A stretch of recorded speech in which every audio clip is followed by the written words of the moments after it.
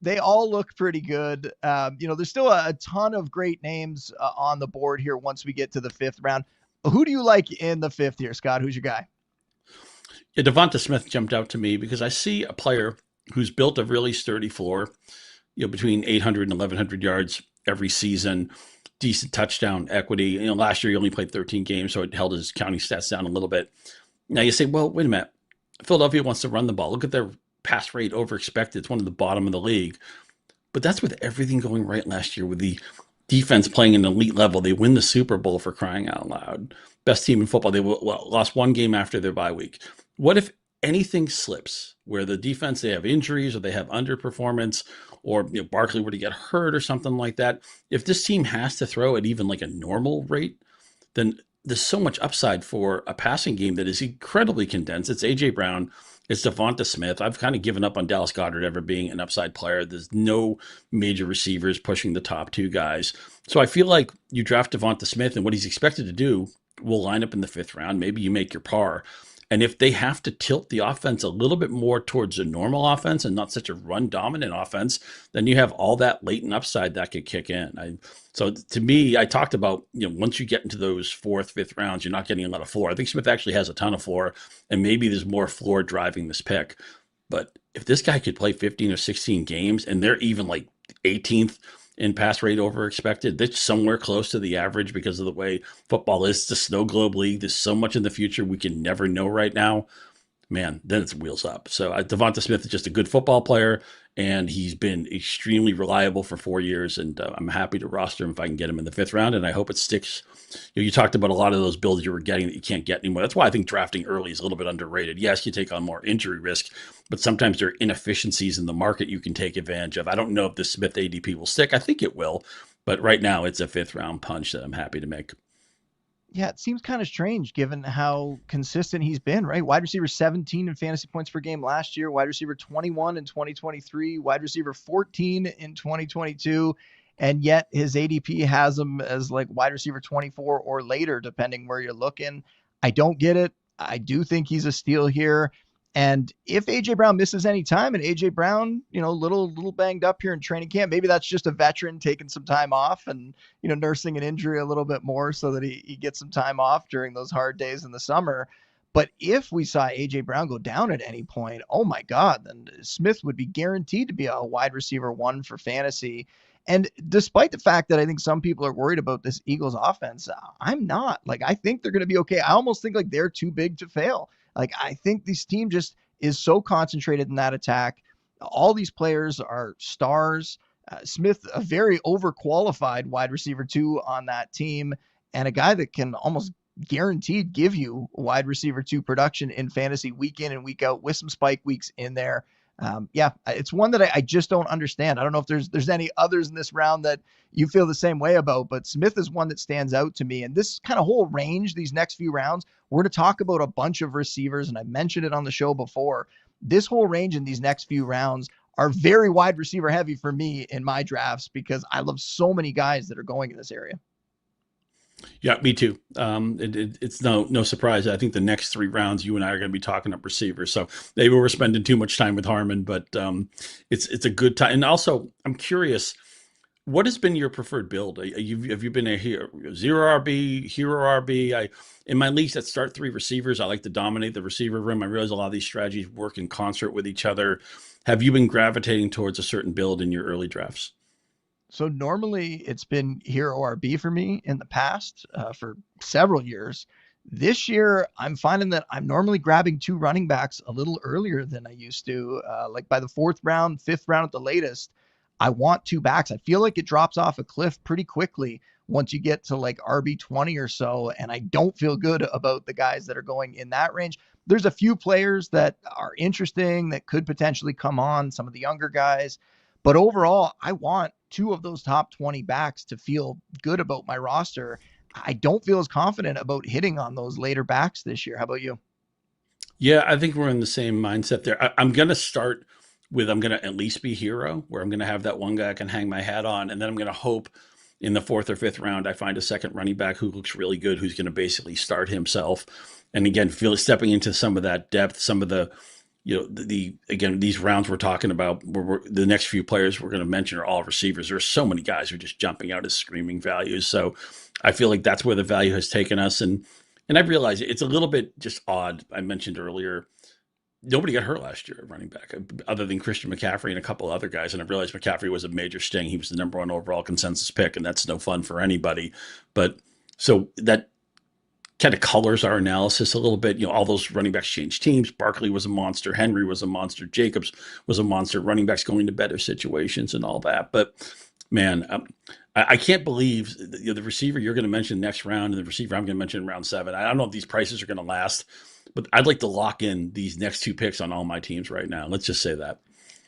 All right, I want to stick with receiver. Before we get to those rounds, though, I want to mention one more receiver in this round, and his ADP has fallen quite a bit, but it's Rashee Rice.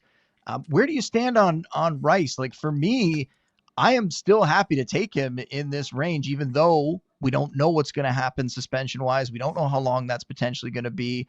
And I hope that it's not me. It's not hubris. It's not me being overconfident that I can fill in the early part of the season before bye weeks go. But if he gets suspended for 2 to 4 games, 2 to 6 games, then if you get 5 or 6, then it starts to become more of a concern. But if it's 4 games or less, I would be happy to have him in this area and stash him on my bench and find somebody that I can throw in there, because there are so many receivers coming up in the next few rounds. You can find a guy that you could play early in the season.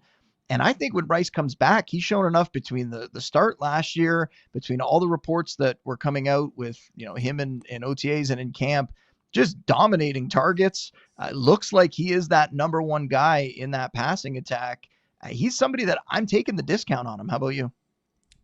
I'm certainly sold on the talent. Drew Davenport had to be confident that Rice was probably going to get through a full season last year as far as the suspension went.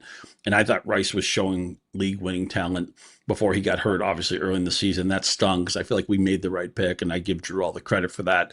But we had an unlucky run out with an injury that nobody could have seen coming.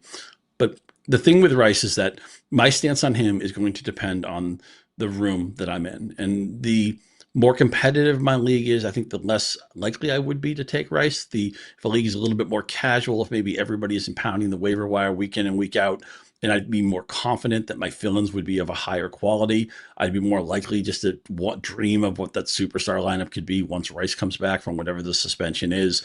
In that situation, in that context, I'd be more likely to wait and see on Rice. It depends on the quality of my competition and how confident I am I'll be backfilling when he's not available. All right, let's move on to round 6. And you already spoiled it here. It's going to be a receiver for me. And it's similar to your last pick. It's another overqualified number 2 guy. And maybe we've talked about Harmon's impact on us. And I will say, I know that he loves this player. And over the last month, I have continued to move this guy up in my rankings. It's George Pickens on the Cowboys now. One of the few smart moves that the Cowboys have made in the last year or two roster-wise. And he goes from this, I would say, unhappy situation in Pittsburgh where he dealt with a lot of bad quarterback play, but seemed to continuously produce through it. Didn't hit his ceiling necessarily, but still was putting up pretty good numbers out there. To now he's in Dallas, gets the best quarterback of his career in Dak Prescott, goes to an offense where they're going to throw the ball a lot more. And that's part of the thing fantasy-wise with him, where he's not going to be the number 1 receiver on the team any longer, but the targets might not drop off because he's going to an offense where they're going to throw the ball a lot. And there's not really another option there in that passing attack. I'm not a big Jake Ferguson guy. It sounds like, by all accounts, they love Pickens. They love what he's doing. He's opening up that passing attack for them by giving them another real option, another real weapon in the passing game, a guy they can look to downfield, can make those big splash plays. And I think what we're going to see in Dallas this year is going to be closer to what Dallas had a couple years ago, right? And Schottenheimer was the offensive coordinator at that point. But you look back a couple seasons ago, the defense wasn't quite as good. They had to throw the ball a ton, right? Dak was just chucking the ball. They were leading the league led the league in passing touchdowns and completions. They were top 5 in pass yards and pass attempts. And that was because the defense couldn't hold it down for them, and they had to just completely open it up. The backfield, I don't think, is going to be that interesting. I've said it before. I'm not really investing that much in this backfield. Jaden Blewett looked like he got an injury today. We'll see how serious that is. Maybe he'll miss a little bit of practice time. Hopefully he doesn't miss any time in the season. But even if Jaden Blue's the guy that gets out there the most, he kind of profiles as like that pass catching back. So he could actually help Dak in the passing game more. This offense could be quick. I just think that Pickens is going to have an opportunity to still put up really, really good stats on an offense that is going to have to pass the ball a ton. And I think the fact, and sometimes maybe we don't incorporate this enough into our analysis because it is a little bit of a narrative, but I think he's really excited. I think he has the kind of personality. I've been a big George Pickens fan for a while. I think he has the personality where he was getting disgruntled in Pittsburgh. Now he goes to Dallas. He's got the star on the helmet. I think he's excited. I think he's fired up to prove himself. And I think it's going to result in a really good season. And to get him in this range where he can be your wide receiver 3 on your fantasy squad, that is an amazing pick in my mind. Yeah, I mean, what really is the difference between T. Higgins and George Pickens, right? They're both on teams that are going to probably throw the ball over the yard. The receivers after those top two in both cities, very thin. I might like Jake Ferguson maybe a little bit more than you do, but I look at the Dallas receivers after Lamb and Pickens, and it's just a whole lot of nothing there. I don't believe in the backfield, and I think the defense, not only do I think it's going to be mediocre, I think there's lookout below potential for that defense. I think they could be a lot like the Bengals, where it's you better score 35, you're not winning today. And we've seen Dak, he was an MVP candidate 2 years ago. We've seen him carry an offense. We've seen him be good to his top receivers, his top targets, and there's stackability there. Me and my friend Chris, who are a really good fantasy player, we're talking about who are some of the maybe sneakier stacks, not obvious stacks. And we're thinking, well, how about Dak with one of his receivers? You have to have a certain draft capital or draft slot to get Lamb, but Pickens is going to be available. I can't believe this price is here. I think it may be gone by the end of draft season, but man, as long as you can get it around 6, I think that's great. If I don't get Pickens, one guy I may look at is Calvin Ridley. Cam Ward, I think is going to be good right out of the box. Now, let's be realistic. Probably won't be C.J. Stroud 2 years ago. He certainly won't be what Jaden Daniels was last year. That's out of the range of outcomes to me, but it's a narrow, very narrow target tree. And I don't know what's left to Tyler Lockett. I think Tony Pollard's a good player, but not a great player. People have differing opinions on him. Maybe it takes a while for Ridley to get up to speed because Ward might need some time to get the training wheels off. But by the end of the season, I think Calvin Ridley's going to have 140 targets. He did it last year with very bad quarterback play. This year, I think they at least get competent quarterback play. I think Callahan's a decent pass game coordinator. So Calvin Ridley, kind of the boring veteran. He doesn't have the ceiling of Pickens. I'd certainly prefer Pickens, but he's a good plan B for me in round 6. Yeah, I think that's a great call. He has to get the volume. They do not have much else in that passing attack there. I like Chigakonkwo, the tight end. I think he could be maybe a surprising fantasy play this year, but I'm not really interested in any of those other receivers that they have in Tennessee. So yeah, Ridley's going to get a lot of work there. I do have another receiver I want to mention here before we move on, and that's Travis Hunter. He tends to go in this range, and he's more of like a Pickens style guy where I'm not expecting him to get, 10 targets a game, but certainly somebody that has big time touchdown upside, big play upside. And if you can get him as your wide receiver 3 or flex option where he goes in this range, I'm more than happy to do that and take that chance that Hunter's going to be a player that you want on your team, that he's going to be this exciting, Shohei Ohtani type guy who's going to come in here. And yes, he'll play a little bit on defense, but the way Liam Cohen's talking even recently, saying like maybe he's going to play 80% of the snaps on offense, that would be enough in my mind for Hunter to pay off for fantasy. And I mean, look what Liam Cohen did. He coaxed 41 touchdowns out of Baker Mayfield. I think most people thought that Trevor Lawrence had a higher upside coming in the NFL than Baker Mayfield did. We haven't seen it really with Lawrence, though he's had flirting, years here and there. He actually will run a little bit too. The Jaguars are going to be a fun team. I'm a huge Brian Thomas guy. We have to figure out their backfield, and getting that backfield right might be the most important thing we do there. But yeah, they don't have also, and Bretton Strange is okay, but they basically, it's going to be the Hunter show and it's going to be the Thomas show. And if Liam Cohen is the guy we think he is, what a fun offense that's going to be. Agreed. All right, moving on to round 7 here, and we're going to keep the receiver theme going, I think this fits perfectly with what I said earlier, the idea that you can wait a little bit on receiver. I like to normally grab at least one high-end receiver, and then I'm okay waiting because I really think you can fill out the rest of your receiver spots and potentially your flex spot all in these rounds here. You got another guy that you're going to talk about here, someone that I'm happy to target in this range. Who is it, Scott? Yeah, this is another get it while you can, because I'm not sure how much longer. He just snuck into the seventh round for this exercise. He may be a round six, round five guy as we move deeper into draft season. It's Jaylen Waddle in Miami. And I look at last year, everything collapsed. The offensive line collapsed. Tua got hurt. When they came back, they didn't want to do deep drops. I mean, the fact that Tyreek Hill did not have a reception over 30 yards after week one is just a mind blowing stat to me. And I look at Hill, right, in his 30s, didn't make the Pro Bowl last year. One minute he's happy in Miami, one minute he's not happy in Miami. I wouldn't be shocked if they got off to a losing record and he made a beef about maybe wanting a trade. The NFL actually makes trades in season. For a long time, it was almost the trade deadline was just a big dud in the NFL, but they moved it back. Teams aren't afraid to do things. So I don't even know if Tyreek Hill lasts the year in Miami. They lost Jonnu Smith, who the offense, the shape it became last year was really good for Jonnu Smith. He had a career season I don't think anybody saw coming. A lot of those targets are going to go to Waddle, another concentrated offense. I think he's here all season. I'm not sure Hill will be. I mean, I'm fading Tyreek Hill, and I'm putting all that energy in the fade into Jaylen Waddle. I cannot believe for this exercise he's in round 7 because honestly, Boone, as his ADP rises, I'll consider him in the 5th round. I'll certainly consider him in round 6. I think he's maybe the screaming value of the top 7 rounds so far. I think Jaylen Waddle has just been mispriced all summer.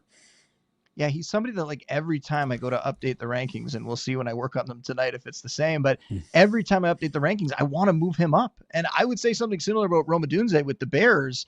They're guys that are number 2 receivers on their teams, but they're guys that actually do have a chance, I think, to unseat the number 1 receivers on their teams. And I wouldn't say that about the last 2 guys that we spoke about, right? About Devonta Smith, about George Pickens, even though I think they're good picks as well. But it wouldn't shock me at all if we see Odunze and Waddle end up being the top receivers on their squads this year. And in this range, you're not really taking that much of a risk by drafting them. And if you do hit on that outcome, it could totally change your season. And I agree with what you said about Tyreek, that going back to like the George Pickens thing, it just seems like Tyreek is kind of unhappy there. He's always, said some silly things and whatnot, but it seems like things could go off the rails this season in Miami. And I agree with you that there's a path here where he definitely could end up on another team before the end of the year. And you look at Waddle, like, do people forget that he had 3 straight 1,000-yard seasons? That he's 1 year removed from a 1,300-yard, 8-touchdown campaign. Like, he showed it to us before. So if that opportunity arises where he gets a chance to unseat Tyreek, and if the decline for Tyreek is real, which it seems like you feel like it is, yeah, I think Waddle is a great pick in this range here. And, let's keep the wide receiver party just going. One more round. We will do it again. I'm going to talk about 2 more wideouts here. And it's the 49ers wideouts that you alluded to earlier that you talked about, Juwan Jennings and Ricky Pearsall. And sadly, I'm not talking about Brandon Ayuk, and that's because we don't know when Ayuk's coming back. It seems like he's going to miss the start of the year.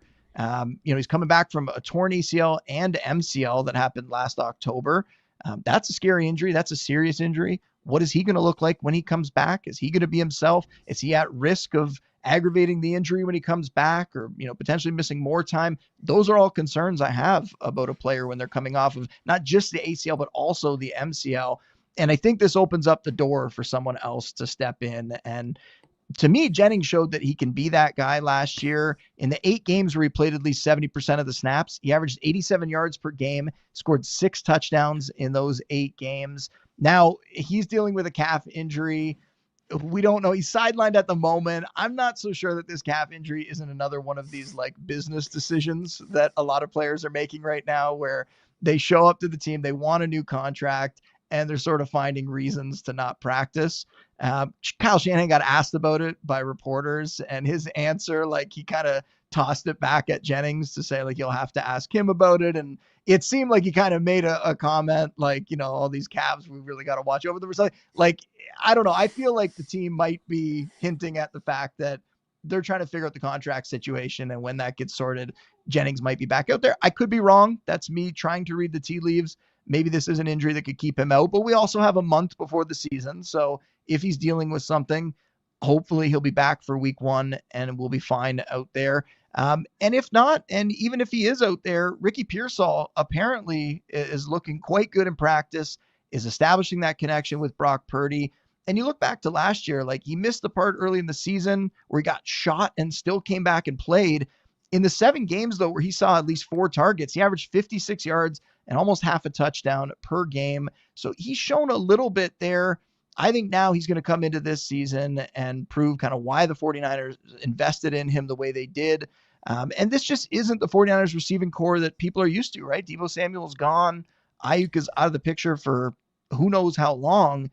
And we both like Brock Purdy, like we said earlier. I know CMC's there. I know Kittle's there. But I think these receivers are going to be able to step up and put up some good stats, and I'd be willing to take either of them in this range.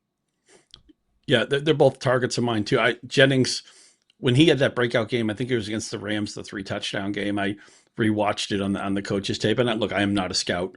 I am not a professional offensive coordinator, but I mean, I've been around football for long enough. And I was just impressed at how he was able to not just get separation, but to win contested catches, make yards after the catch. He was very physical. Remember, he got that pretty good contract for a non-starter because they liked his competition level. They liked his blocking ability. And then he showed his ability to be a better receiver and be more impactful on the outside than they expected all along. So I'm curious how you come down on this. If faced with both of these guys, I would take Jennings first. I'm certainly not taking Ayuk. He's essentially not on my board. I just don't like drafting into injured players who still command a pretty healthy ADP. If you were on the clock and both of them were available, which way are you leaning? I really want to pay close attention to figure out what's going on with the calf. If the calf is fine, then it's Jennings for me. If he continues to sit out and we start to worry that the injury is legit or that maybe he will miss time at the beginning of the season, I'd be okay taking Pearsall. I have them both very, very close in my rankings, though. And like I said, I won't feel bad about getting either of those guys. But yeah, if everyone's healthy, if everything's equal, I would be going with Jennings. That's the way that I had it ranked for a very long time until this calf injury and the contract situation and everything popped up there. And then it becomes a little more of a concern, but we'll see. We got one more break here to go, and then we are going to get into our favorite picks in the later rounds when we get back right after this.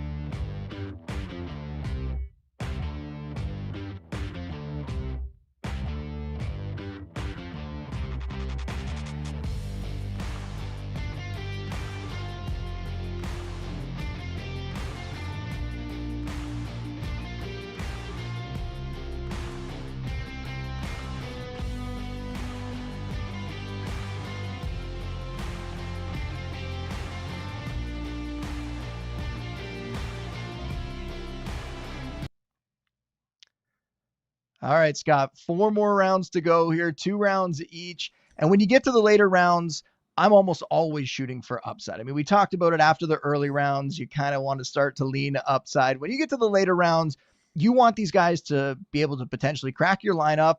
And if they can't, you want to find that out very quickly, and you want to be able to cycle them out for waiver wire ads that maybe could potentially crack your starting lineup. So, Scott, you've highlighted 2 players in round 9 here that I am absolutely drafting everywhere. Let everybody know who they are. The floor is yours. Yeah, you're so right about that. Upside, this part of the draft. That's the only thing we're looking at. NFC North, best division in football. How about Jordan Mason in Minnesota? Now, granted, look, this breaks my rule of in the summer, I try to be very careful when they say happy things with quotes. And whenever they tell you something negative, I believe that stuff. But the Vikings are talking up Jordan Mason. Like he's basically almost like a co-chair in the backfield with Aaron Jones, a guy who's been around the league for a while, taken his share of hits, usually needs time off week in, week out. I think the only reason the Niners let Mason go is because they had such good depth and they liked Garendo a lot. But Jordan Mason, when he was asked to play last year, was an impactful player.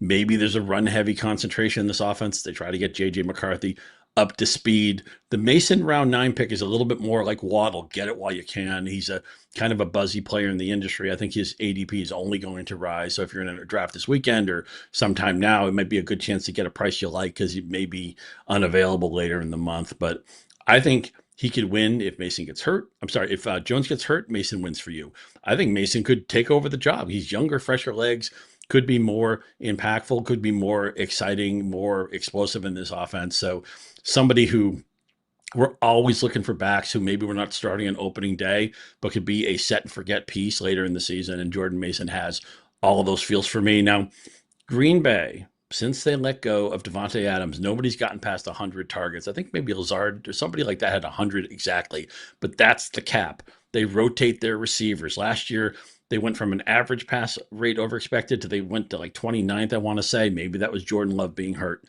But what they did that was really exciting was get Tucker Kraft going, splash plays, really high yards per catch for a tight end, and he had a bunch of touchdowns. It wasn't the most volume. He's kind of like a poor man's Kittle. And I'm not saying he's George Kittle, but he had to do it on lower volume. But when he was getting the ball, he was a first read. It was a touchdown play or it was a splash 20, 30-yard reception. He can get downfield. I think it was 14.1 yards per catch. At this ADP, all he has to do is kind of replicate what he did last year. If they decide Kraft is a special player, and I'm not worried about the other tight ends in Green Bay, they've recognized that Kraft is their main guy. I think you're getting him at his floor, and his upside is I could see him being a top 5, top 6 tight end. I like Matt LaFleur. I think he's one of the most underrated coaches in football. I got to believe last year, just the season went a certain way. They weren't really sure how healthy Love was. They didn't want to throw him into the fire. Jacobs got rolling. Defense was maybe better than expected, and so they didn't throw the ball a lot. This year, you just expect that to bounce back somewhere to the middle of the pack where there's going to be more passing opportunities filtered into the game. And I think Kraft can take advantage. I just think he's a splash play and a touchdown waiting to happen. Yeah, leading the league in yak last year is not nothing, right? Like that's certainly a good stat to have as a tight end. There's not that many tight ends that are great after the catch. And I think he is. I love how much they're talking about getting him the ball too. Like he had a good season last year. You come back in this offseason, Jordan Love saying it and all the beat writers confirming it, that they are making an effort to get him the ball more. And yeah, this being a passing attack where we just don't have that like true proven number one target. Maybe it could be Matthew Golden. Maybe Jaden Reed will finally realize all of my dreams and end up being the player that I think he can be.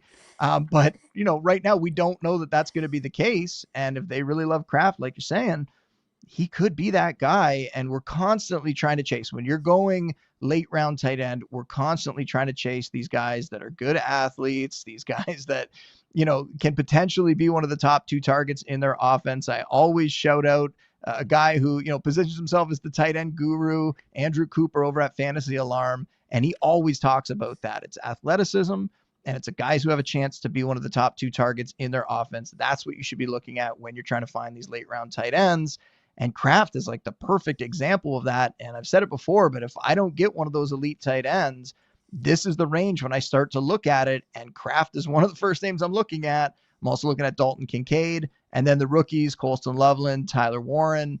That I think is the pocket to try to hit, at least for me. And then if I don't, then you're really taking your shots deep on guys like Chikakonko, who I mentioned, or potentially even like a rookie like Elijah Arroyo. But I feel sad in my draft if I don't come away with one of those tight ends from this little tier here of Kraft and Kincaid and Loveland and Warren. And then for Mason, I like that we saw him do it last year in what could be a very similar situation, right? The older running back getting hurt. He steps in, he averages over 108 scrimmage yards per game through the first 7 weeks. The beat writers have all confirmed that it's going to be 50-50, that it's not just coach speak, that these guys are actually going to share that backfield. And I'm with you that Aaron Jones turning 31 in December, it seems so funny to treat a guy like he's old, even though he's only 31. And yet you look at the injury history that he's had over the last 4 seasons. And to his credit, he plays through most of it. But all of the injuries, there's 10 different injuries that he's had. And some of them are doubling up the same injury. But he's had so many injuries, 3 or 4 every single season. At what point does he finally break down? I think Minnesota knows that's coming. And I think they've built this team to really excel in the run game. They have this really strong offensive line now that they've upgraded. The defense was already pretty interesting. They upgrade that as well. I think JJ McCarthy is going to prove himself to be the franchise quarterback there. This is an offense that people should be investing in. And Mason is a very, very cheap way to do it. So I love both those calls, Scott. Yeah, I'll admit it was hard for me to make a pick in this round. There's a lot of guys I like. I'm curious to hear your pitch on the running back that you selected, but you did not pick Tank Bigsby, who's interesting. You mentioned Kincaid, who has an upside. Abuka is a very interesting player with Chris Godwin not being ready to go probably for week one. I mean, they signed Godwin to the extension, but then they signed Ibuka. I'm sorry, they drafted Ibuka in the first round. So what does that tell you? They're hedging their bet, and he looked like a special player at Ohio State. So it's interesting how this round, some rounds it's like, oh man, I can't find anything I like. And then there's a round like this where there's like 6 or 7 guys I felt jumped out at me. I couldn't do Ibuka. I always talk about him. I think I've talked about him like every single episode that I've done of this show. And I think I've been on now like 4 times or 5 times. Every single time I bring him up, it's just the low hanging fruit. Like I said earlier, I think he's going way earlier in drafts. I think it would be kind of shameless for me to like pick him here and talk about him Yeah, you again. can't But get of it course, anymore. I kind of felt that way about Waddle, that maybe, could people still get Waddle in the 7th round? Maybe they can, maybe they can't. And I love that the way you introduce this. We're trying to give actionable advice. What's more frustrating than people set up a frame and, oh, here's the way to beat a room that you're never going to be in. Here's a way to beat ADP that doesn't exist in your world. We're trying to avoid that.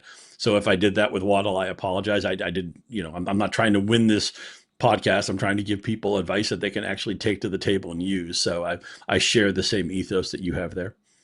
no, I think the Waddle thing works because, like we said in that range, I think the very important takeaway is just how many good receivers are available in that area of the draft, and that people should be hitting that range very, very hard trying to fill out the receiver core there. So I was happy that you brought up Waddle. I think we brought up a lot of good names.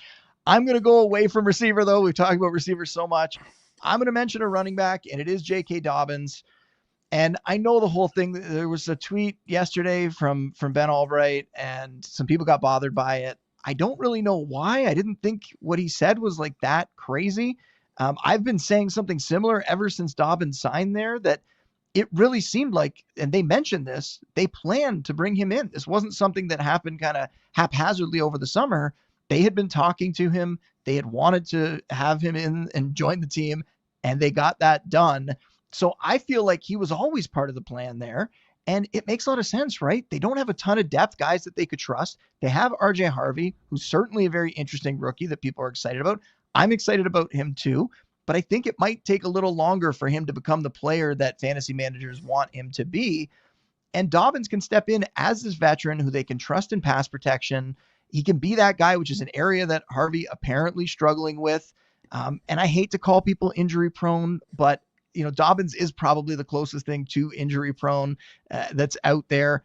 And I think that is going to get him again this season. It's the most likely outcome, right? We're playing a game of probabilities. And when you see a guy every single year end up getting hurt and missing time and tend to miss a bunch of time, I think it's probably going to happen again in Denver. But you have a guy that came out last season and showed us he still has juice. He was the RB14 in fantasy points per game through the first 11 weeks last year, before those injuries derailed his season. Did that with the Chargers. Now he's in the Sean Payton backfield, and Sean Payton backfields tend to be pretty productive for fantasy, especially when the team is good. I think this Broncos team is solid. The defense is really strong. One of the best offensive lines in the league. Could we see Dobbins, Harvey, they're not the exact same kind of players, but could we see this tandem be kind of like the Ingram Kamara situation? I think we could. I think it could be something like that, where Dobbins comes out, he's the lead back, and then we see Harvey kind of establish himself more and more. And if that inevitable injury does come for J.K. Dobbins, that's when Harvey would take over. That's when Harvey could step up and maybe help people win their fantasy leagues down the stretch. But at the beginning of the year, to get Dobbins as a potential number one back on a good offense, on a good team, to get him this late in drafts, it's the kind of production I'm more than willing to take. If I can get it for half a season, if I can get it for 4 weeks, 5 weeks, 6 weeks, I will take that in the 10th round. And then I'll figure it out after that, because you're not drafting him here to necessarily be your starter. And yet he might be one of your starters at the beginning of the season. Yeah, Matt Harmon and I know he's had this conversation with you also, the importance of winning September, right? The importance of getting off to a good start. And you talked about drafting a player who may be in your opening lineup this late in the draft. And it's just crazy to see that as an opportunity. Peyton has made it work with multiple backs before. And I wonder, I can't let this go. J.K. Dobbins was an impactful receiver. He didn't always have a ton of receptions at Ohio State, but he had a really high yards per catch, and he was really splashy in the pass game. And then he gets in the NFL, and that basically goes out the window. But Baltimore doesn't throw to their backs much. And I know last year he had some catches that didn't really pop. I wonder if Sean Payton is looking at J.K. Dobbins saying, let me get my hands on this guy and I'll make him into a dynamic pass catcher, or at least somebody who can catch 40 or 50 balls, at least somebody who can have a decent yards per target or yards per catch. Dobbins is too young for me to give up on the player I saw at Ohio State. Now, I am a Harvey guy too, and I don't want to mask any of that. And I do think Harvey at the end of the year is going to be the ticket you're going to want to be holding. But Dobbins, the fact that Dobbins has a coordinator we like, an offense we like, and man, I am dying to have I'll see if I have the stones at the end of the preseason, Boone, to pick somebody other than the Chiefs to win this division, because I think the Broncos or the Chargers could steal it. I like both those teams. I think Kansas City has a lot of holes. I think they're vulnerable. And I know people have just gotten used to the Chiefs finding a way to win every game because the opposing team, does something stupid at the wrong time. Man, they shouldn't have gone to the Super Bowl last year. They weren't that good. By Pythagorean, they outkicked their win total by 2 or 3 wins. And I get it, Mahomes and Reed and all that stuff. But I think they could lose this division. I think the Broncos could take it. And, Sean Payton, Jim Harbaugh, what a great division for coaches, right? And you get Pete Carroll. We'll see what he has in his final act. Chip Kelly running the offense and the Raiders. This is a really fun division. Broncos are going to be a fun offense. And I just trust Sean Payton to get fantasy value out of both of his running backs. I think right now Dobbins is just mispriced in the 10th round. Yeah, I totally agree. And we got some unfortunate news from Dobbins' former team while you were talking there. My phone just started blowing up with alerts. We found out that it is official from the team. Rashawn Slater, their very, very good tackle, suffered a torn patella tendon. He is going to be out for the season. Just a massive loss for that offense, and an offense that I've heavily invested in for fantasy this year. I think a lot of people have. I don't know now that we know that it's for sure here, Scott. I don't know if you want to chime in any more on it. This is going to impact how I'm viewing Omarion Hampton for sure. It's going to bump him down a little bit because I think some concerns about the offensive line last year held them back. We thought that it was going to be a really good unit to start the season. They weren't quite top of the league like I thought they could be. Hampton's somebody that is going to have an opportunity to excel right out of the gate. And it's not that he can't overcome this, but I was very far ahead of some people on him, having him as my RB12 in my rankings. And now I'm certainly going to have to rethink that, maybe bump him down a couple spots. Yeah, remember, just feel sick over the Slater news. Remember, offensive line play is more important than you might think for the running game, and it's more fixable or maskable, or you can work around it for the passing game. I'm not saying that you want a bad offensive line for your quarterback, but it's so important to the running game. You just can't separate those two things. So I need to reevaluate how I feel about Hampton, who he's one of the biggest risers of this preseason, as he's just looked like he's ready to come take over on a team that wants to pound the rock, but they have to change their mindset a little bit. We'll see how they coach up the guys after him, or if they can make a trade, if they may even go looking for some options when cuts come down and stuff like that, or if some offensive lineman is unhappy in a different city. But it just breaks my heart because the player obviously impacted the most is Hampton, who you had him at RB12. I didn't have him quite that aggressively, but I felt like I was ahead of market too. And I'm lucky that I don't have the Hampton shares that I probably should have, because I've just been getting cut in front of the line a few times on that. But again, offensive line play, more important to the running game than commonly held, and you can work around it in the passing game. Well, I'm wishing Slater the smoothest possible recovery, and hopefully we see him back next season and playing at the top of his game like we've seen him do already in his career. All right, 2 rounds left here, Scott. Who is your pick for round 11 as we start to kind of get towards the end here of our favorite picks in each round? Yeah, I don't know. I know we briefly talked about the 3rd round maybe being a quarterback round, but we generally ignored that position. That's the way fantasy is, right? NFL all about the quarterback. Fantasy often isn't about the quarterback.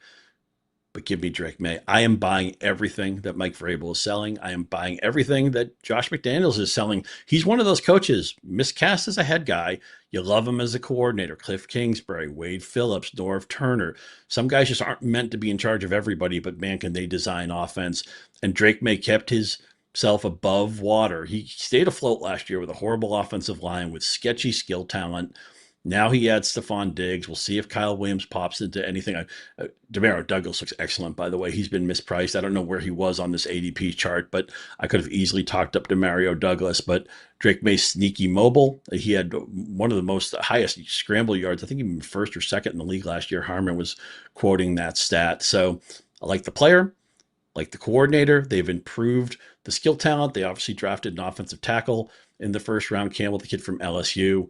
Patriots are favored in the majority of their games, a team that only won 4 games last year. I'm from New England. I wasn't sure when the Patriots would have a good team again. I'm in on this team. I think they're going to go, I don't know, 8-9, 9-8. I think they'll be in the fringes of playoff contention. I think they're the second best team in this division. Certainly not anywhere close to Buffalo right now, but team on the upswing. They got the coaching right. They got the coordinator right. They got the quarterback right. And there's talent around Drake May. He is, when you're looking for, again, all about upside, right? Tell me somebody who can smash their ADP. Doesn't matter about the floor, because we know things could fall apart. Maybe the line stinks again. Maybe Diggs doesn't have that much left. Maybe Kyle Williams doesn't pop. Maybe pop, there's Mario Douglas, and maybe he's got kind of a low ceiling. You can have different opinions on that, but man, there's certainly an upside for Drake May to be a top 10 fantasy quarterback. Yeah, and I know you said you don't care about the floor, that we're shooting for that upside. He did show pretty awesome floor last year, right? The 9 outings where he played at least 85% of the snaps, never finished lower than QB 17, averaged 213 passing yards, 37 rushing yards per game, threw for 14 touchdowns, 10 interceptions, rushed for another 2 scores. Really looked like he belonged. And if you take those stats from those games where he played the majority of the snaps, you put him out over a full 17 game season, it puts him right into that low end QB1 conversation. I think he belongs there probably this year. There's so many quarterbacks that could fit that range. It's going to be so interesting to see. And I know a lot of people look at the rankings and they'll go, how come you have this guy so low? I can't believe you have Drake May at QB 15. Well, it gets very, very close from QB 7 or 8 all the way to deep into the teens. All those guys are pretty close. And there's a lot of guys you could go with in that range, or even grab 2 of them, even though that's not something I normally do with my teams. I normally just take a chance on one. And if it doesn't work out, I go to the waiver wire and I'll stream from that point on. But yeah, May is near the top of the list of those guys that could be a pure breakout candidate and maybe almost become that high end range of outcomes, but become that kind of Josh Allen talent and elevate all the weapons around him in New England and go on to have a great fantasy career. I will also say, let me ask you really quick. I know you're a big JJ McCarthy guy. Is he higher on your ranks than May? So I've flip-flopped both of them. I had McCarthy above him, and then I'll be totally transparent here. When I looked at ADPs and I saw where May was going and McCarthy was going, McCarthy's just going so much later that I didn't need to have him ranked over Drake May this year in order to get him on a ton of teams. So I flipped them back. I have McCarthy 1 spot below him. I think the ceiling for May is higher.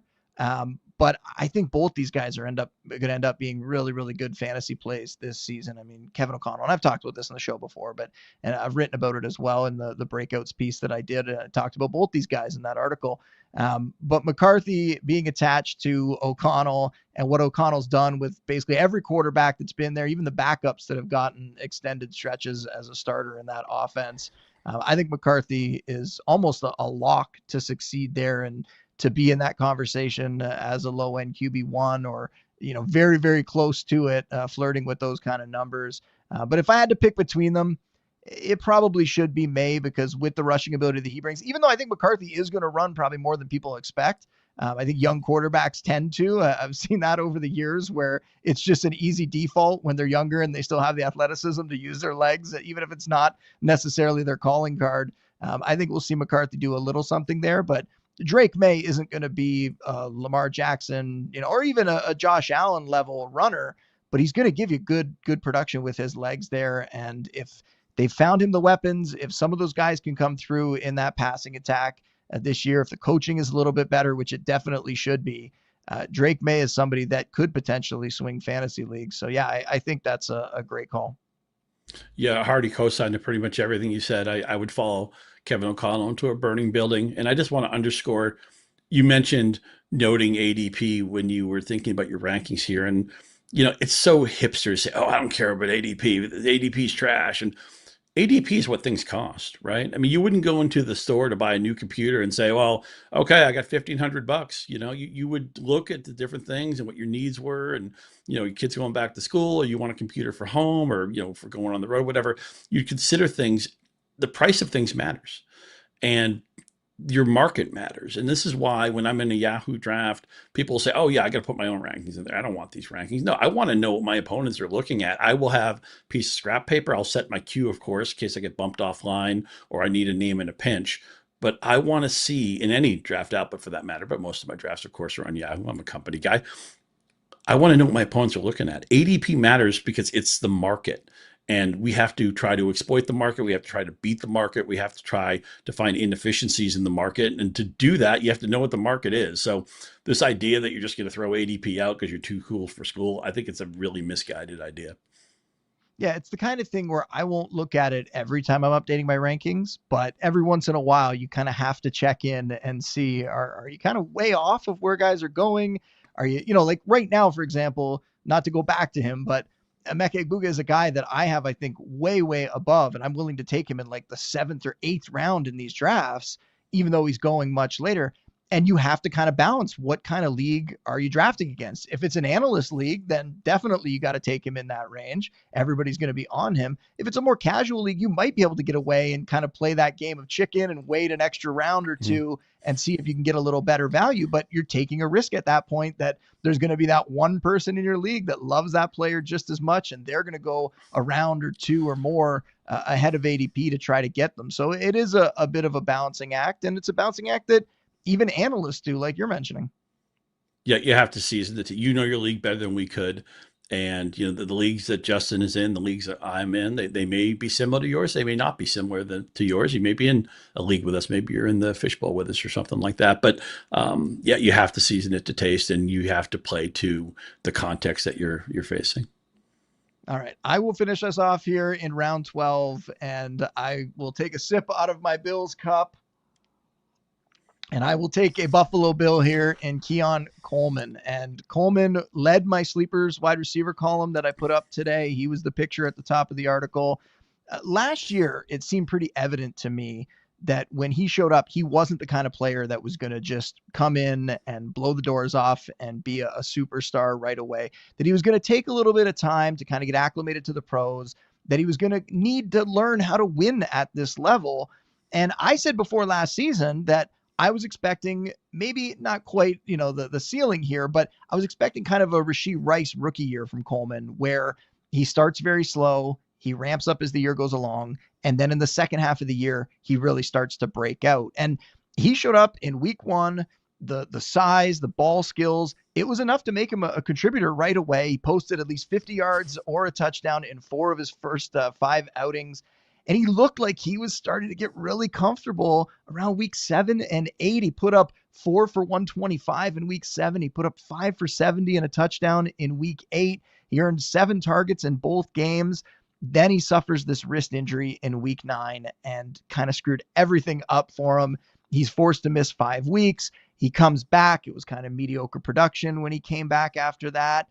Now, this year, he's healthy. We're hearing about how busy he is in practice, that the connection with Josh Allen is there, that he's still a little bit inconsistent. He's still figuring out some things, but that he's getting a ton of volume in practice, and he's coming down with those touchdowns now.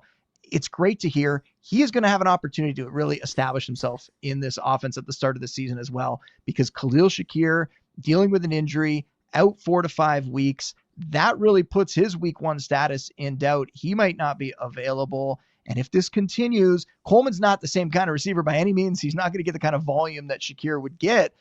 But Coleman is the kind of guy that could put up double-digit touchdowns. And to get a guy like that in the 12th round, who weirdly the Bills don't have that proven true number 1 receiver, maybe Coleman could become that guy for Josh Allen, that difference maker in the passing game there. I think he's got a real shot this season to do something. And I think he's such an interesting pick in this range. Yeah, he really is. And, you know the Bills as well as anybody. Somebody's going to pop here, especially with Shakir hurt. We've been spoiled with rookie receivers being so good in recent years that sometimes we miss, Keon Coleman was a basketball player. We went to college and he came out early, and, he's a taller guy. He was somebody who was raw, as you said, and was actually having, as you mentioned, a pretty good rookie year. The wrist injury just totally screws up the trajectory, which is good. It keeps his season under wraps. A lot of people are going to overlook him. there was a generation ago where we looked for receivers to pop in year 2, year 3, tight end breakout year 3. I feel like Kincaid or Coleman, at least one of those guys is going to pop. Maybe they both will. Maybe the Shakir injury will open that up. As you mentioned, Shakir is a different kind of receiver than Coleman, but obviously the opportunity swells there. But I feel like there's going to be a right answer here. Josh Allen is too good. And last year, win the MVP with a top touchdown guy was Matt Collins with 5. Obviously Allen ran for a bunch of stuff, and they kind of had a flat receiver tree. Somebody, again, it wasn't that long ago where it's like 3rd-year tight end, get me in. 2nd-year receiver, get me in. Now we want everything right away because Brock Bowers and Sam Laporta and, all these receivers going back to 2014, that class where all those guys popped. And now we expect the receivers to be good right away. The college and pro games have started to merge closer together. That maybe a player like Coleman, who was always seen as a 2nd-round pick, a little bit of a development guy, maybe he was ahead of schedule, and then he didn't have a good run out in the second half. I think people miss his trajectory. He's actually closer to being a finished product maybe than people realize, and let's give him some time to grow into the player that Josh Allen can trust. I mean, last year he is pretty good production on just 57 targets. I realized the catch rate wasn't that great, but he's going downfield 19.2 yards per catch is excellent. He can win contested. He could be a decent red zone weapon when he gets up to speed. So let's just appreciate that for all the guys who pop right away, and that's great. Most players need time to get their feet wet, to get the trust of a team, to become acclimated to full-time NFL players. And I think Kincaid or Coleman, and I'm not sure exactly what Kincaid's ADP was. It was a couple rounds earlier, maybe the Kraft round, but there's a right answer percolating in Buffalo, and maybe there's 2 right answers percolating in Buffalo. I will say too, one of his teammates is probably somebody that we should mention in this round, and it kind of fits a bigger narrative. Ray Davis, the backup running back for the Bills. It's weird that in these late rounds, those are some of my favorite picks. Those like true backups that, you feel good about, guys that potentially could have a role, like a Jaylen Wright on the Dolphins, who could maybe do something for you, be a flex play, but then has some upside if Devon Achane misses time. Those are guys that I often look to late in the draft in those final rounds. We know they're one injury away. Sometimes you're not always on the right guy. Sometimes the backup ends up being someone else, but in general, if you can pinpoint a Tyler Algier, for example, that's somebody that I think we know if Bijan Robinson goes down, it's going to be Algier's backfield. Those are guys in the late rounds too that we didn't really talk about. I mentioned Dobbins, but Dobbins is a guy who has a chance to start. Those backups also, I think, are very valuable and very good targets in the late rounds.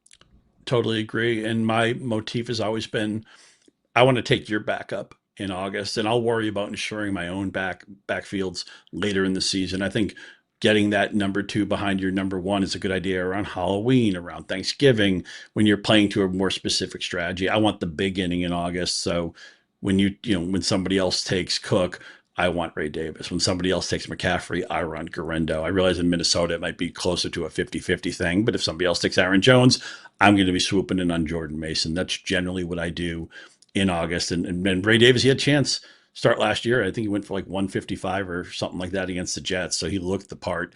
He's one of those guys, the moment he starts, where he's going to be like running back 15 on everybody's board, if not higher.